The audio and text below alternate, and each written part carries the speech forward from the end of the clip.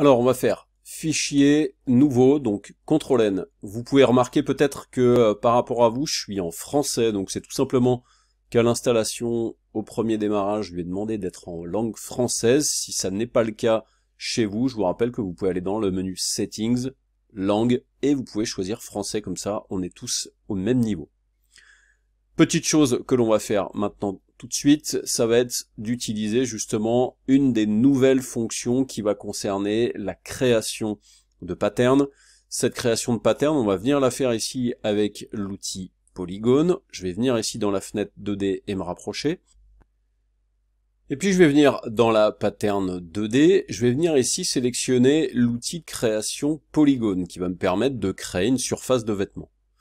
Je vais profiter ici qu'il y ait cette trait au centre de mon avatar, ça va me permettre de créer un point de symétrie.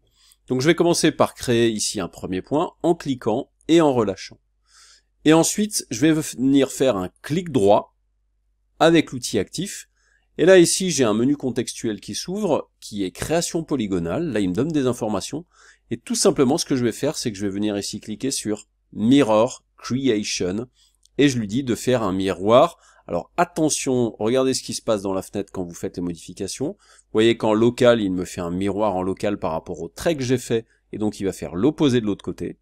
Sinon, il y a possibilité de le faire en X, et en X, il me le fait de l'autre côté par rapport au trait horizontal, qui est donc le trait de l'axe gauche-droite. Et ensuite, j'ai le choix de le faire en Y, et donc là, en Y, c'est plutôt effectivement par rapport à l'axe vertical. Donc ça va me permettre de rapidement faire mon vêtement. Je clique sur cette option-là, et là, regardez, maintenant, je vais pouvoir faire mon vêtement, pas trop me prendre la tête sur la phase de création, parce que j'ai mon miroir qui se fait automatiquement. Et ça, c'est plutôt pratique. Alors, après, on peut continuer, c'est-à-dire que je pourrais très bien maintenant commencer à faire la manche. Donc je vais faire ici un premier point, je vais dézoomer un petit peu, puis là je vais cliquer, je vais refaire un Mirror Creation, je vais déplacer un petit peu la fenêtre pour que l'on voit ce que ça donne.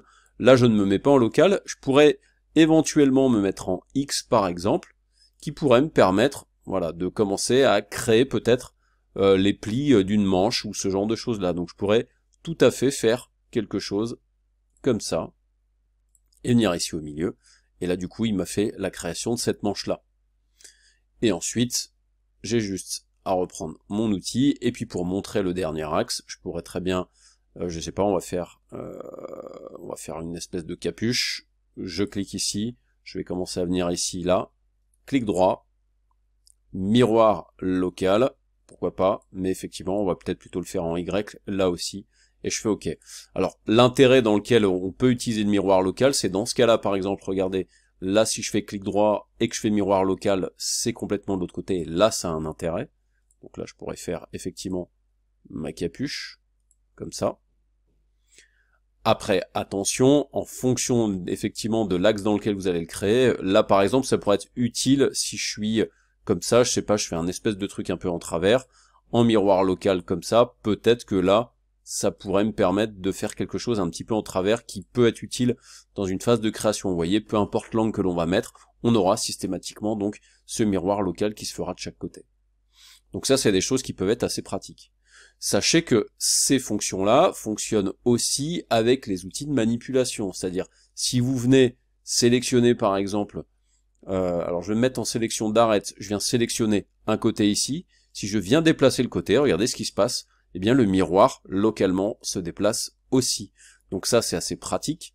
Je peux venir sélectionner, par exemple, ce point-là, déplacer ce point-là, et là, vous voyez qu'effectivement, tout suit, c'est relativement pratique. Je peux même éditer les courbures, c'est-à-dire que si je prends cet outil-là et que je viens sur cette courbe-là et que je fais ça, vous voyez que on a bien une édition qui se fait de manière symétrique sans aucun souci.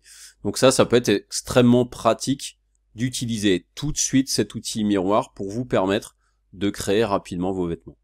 Sachez que avec l'outil de polygone, de rectangle, d'ellipse, etc., ça c'est des choses que vous pouvez utiliser aussi, c'est-à-dire je peux très bien venir à un moment donné, par exemple, alors sur la poche, ici je sais pas s'il y a un grand intérêt, moi je vais venir là quand même. Je vais cliquer, je vais commencer effectivement à créer une forme, donc ici par exemple, clic droit en mode local, je fais OK, donc là il me permet de faire par exemple une espèce de petite pochette, directement, et là regardez, En plus de ça, il se répercute de l'autre côté sans aucun souci.